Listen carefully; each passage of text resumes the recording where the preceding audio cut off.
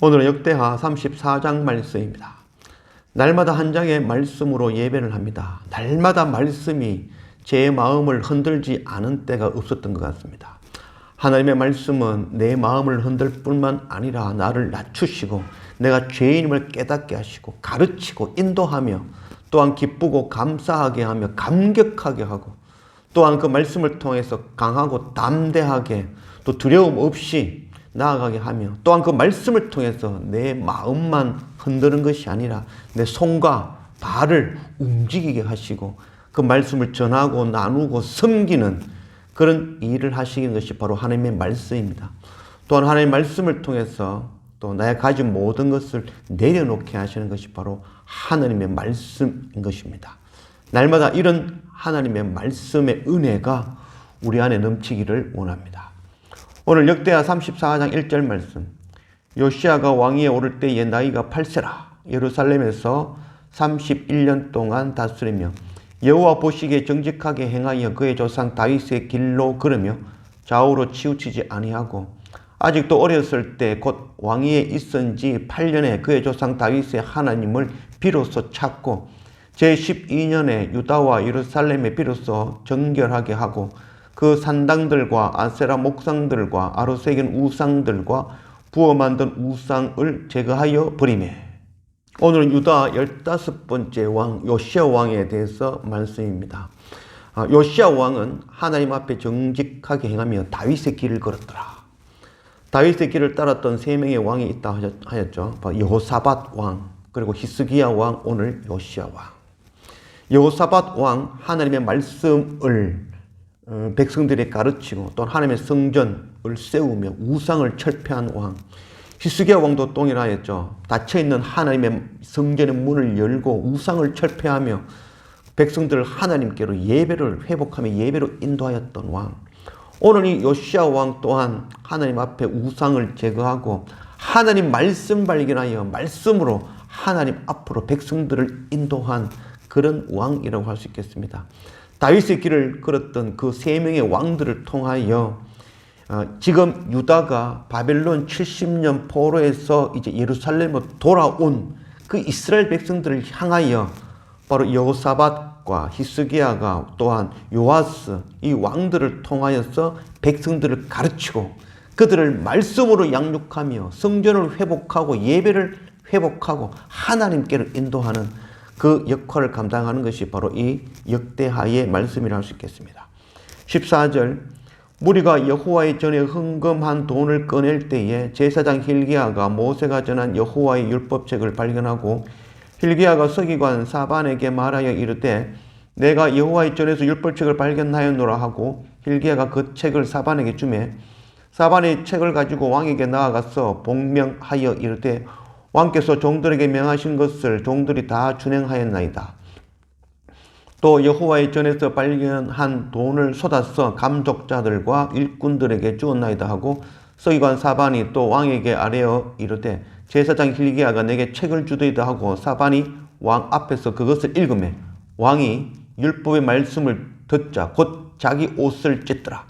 왕이 hil기야와 사반의 아들 아히감과 미가의 아들 압돈과 서기관 사반과 왕의 시종 아사야에게 명령하여 이르되 너희는 가서 나와 및 이스라엘과 유다의 남은 자들을 위하여 이 발견한 책의 말씀에 대하여 여호와께 물으라.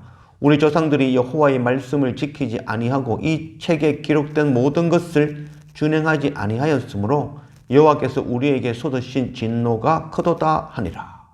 요시야 왕이 된 이후에 8년이 되었을 때 하나님을 깨닫고 이제 12년이 되어서 하나님의 성전을 회복하며 예배를 회복하며 우상을 철폐하는 그런 일을 행하였죠.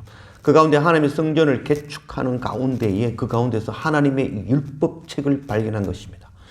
성전에서 율법책을 발견한 것이 뭐 대단한 것인 아니겠죠. 그러나 이 당시에 그 율법책이 없었다는 것을 이야기하는 것이죠. 70년 동안 하나님의 말씀이 전해지지 않은 가운데에 그 율법책을 발견하여 그것을 요시야 왕 앞에 읽을 때에 요시야 왕은 그 말씀을 듣자 곧 자기의 옷을 찢었다라고 말씀하고 있는 것입니다. 아모스 8장 11절 말씀. 주 여호와의 말씀이니라. 보라, 날이 이를지라. 내가 기근을 땅에 보내리니 양식이 없어 주림이 아니며 물이 없어 가람이 아니요 여호와의 말씀을 듣지 못한 기갈이라. 사람은 기근으로 먹지 못해서 죽는 것이 아니라 바로 하나님의 말씀이 없어서 죽는 것이죠. 요시야 왕은 26살이 되어 처음 접하는 율법의 말씀, 하나님의 말씀을 듣고 그 앞에 꼬꾸라져 엎드린 것입니다. 옷을 찢듯이 그의 마음을 찢고 회개함으로 하나님 앞에 엎드린 것입니다. 열왕기하 11장 12절 말씀. 여호야다가 왕자를 인도하여 내어 왕관을 씌우며 율법책을 주고 기름을 부어 왕으로 삼음에 무리가 박수하며 왕의 만세를 부르니라. 제사장 여호야다가 요아스 왕을 7년간 성전에 숨겼다가 그를 왕으로 대관식할 때 그때 했던 것이 바로 관을 씌우고, 두 번째는 율법의 말씀을 주고, 세 번째는 기름 부음이 있었죠. 왕이 해야 될, 왕으로서 나타내는 가장 중요한 것이라 할 수 있겠습니다. 대외적으로 왕관을 씌움으로 왕임을 나타내는 그런 육적인 모습, 또한 하나님의 율법책, 하나님의 말씀을 배우고 하나님의 말씀 앞에 써야 되는 것, 또한 기름 부음, 성령의 충만함, 이것이 바로 왕이 갖춰야 될 가장 중요한 덕목인 것입니다. 로마서 3장 20절 말씀. 그러므로 율법의 행위로 그의 앞에 의롭다 하심을 얻을 육체가 없나니 율법으로는 죄를 깨달으니라. 하나님의 말씀 율법을 우리 가운데 주신 목적은 그 말씀을 통해서 우리가 죄인임을 깨닫고 우리의 옷을 찢고 우리의 가슴을 찢어 회개하며 하나님께 나아가기 위하여 주신 것이 바로 율법의 말씀인 것이죠. 요시야 왕은 하나님의 말씀을 듣자 말자 그 말씀대로 살지 않은 우리 조상들의 죄와 자기의 죄와 백성들의 죄를 깨닫고 그 앞에서 옷을 찢으며 하나님 앞에 엎드린 것입니다. 이런 은혜가 우리 가운데 넘치길 원합니다. 율법의 말씀, 하나님의 말씀이 날마다 우리 가운데 부어지고 우리 마음이 흔들리고 우리 가슴을 찢고 내가 죄인임을 깨닫고 엎드리며 그 말씀을 통하여 우리가 기뻐하고 감사하며 우리의 잘못된 삶들을 돌이키며 회개하고 또한 우리가 그 말씀을 통해서 하나님의 말씀의 생명을 얻는 그런 은혜가 우리 가운데 넘치길 원합니다. 그것에도 멈출 것이 아니라 하나님의 말씀을 통하여 나를 죽이고 나를 살리신 이 생명의 복음의 말씀을 또한 손과 발과 우리 입을 통하여 나누고 전하고 섬기는 백성들을 하나님께 인도하였던 그 요시야 왕과 같은 그런 은혜가, 말씀의 은혜가 우리 가운데 차고 넘치기를 원합니다.